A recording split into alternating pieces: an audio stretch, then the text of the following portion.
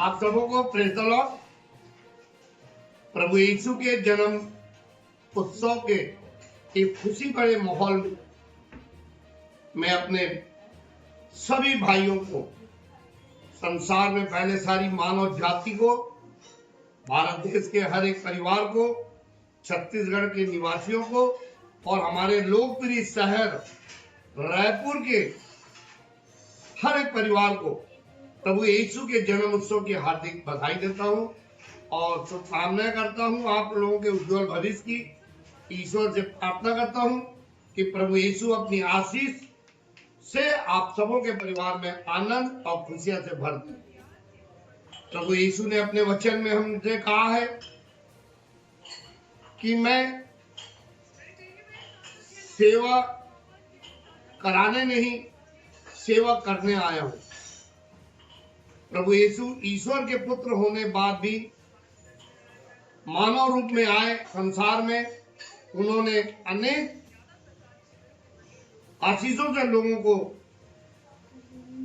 चंगा किया और प्रेम बांटा, यहां तक कि क्रूस पर टंगे हुए अपने गुनहगारों को भी उन्होंने परमपिता परमेश्वर के समक्ष प्रार्थना करते हैं कि ईश्वर इन्हें क्षमा कर, कि ये नहीं जानते कि ये क्या कर रहे हैं।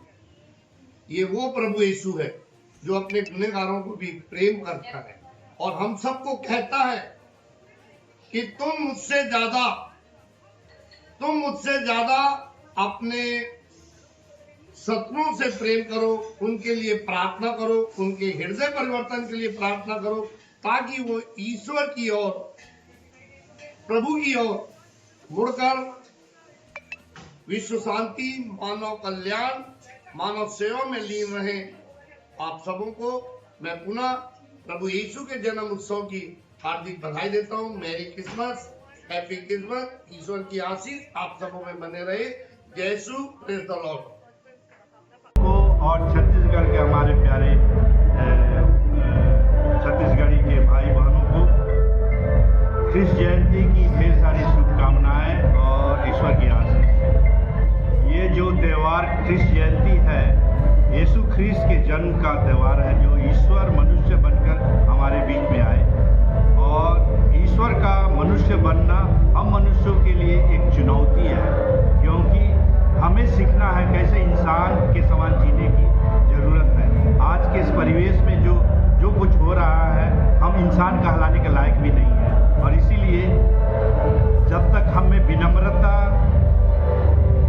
प्रेम, दया, करुणा, क्षमाशीलता नहीं आएगी, हमारा देश चाहे कितना भी धन इकट्ठा हम कर ले, हम आगे नहीं बढ़ सकते हैं, क्योंकि एकता में ही बल है। और जब हम एकता चाहते हैं तो हमें एक दूसरे को प्यार करने की जरूरत है। वही प्रभु यीशु ने कहा है, तुम एक दूसरे को प्यार करो। और केवल इतना नहीं कहा कि जैसा कि एक दूसरे को प्यार करो, उन्होंने कहा है जैसा मैंने तुमसे प्यार किया है। उन्होंने अपना जीवन देकर हमें प्यार किया है और हमें भी एक दूसरे को उसी बलिदान की भावना से, त्याग की भावना से, स्वार्थ की भावना से नहीं, एक दूसरे की भलाई को देखते हुए हमें दूसरों से प्रेम